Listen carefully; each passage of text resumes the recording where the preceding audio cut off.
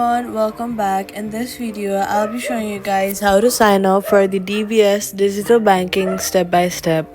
First, go to the Google Play Store or your App Store and then search for the DBS Bank app and then go ahead and download it from there.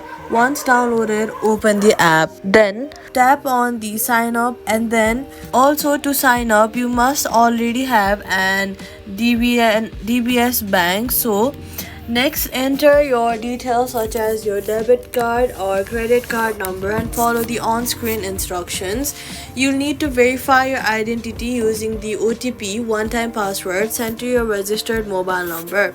Then, after one verification, create your login credentials such as username and password to set a secure PIN.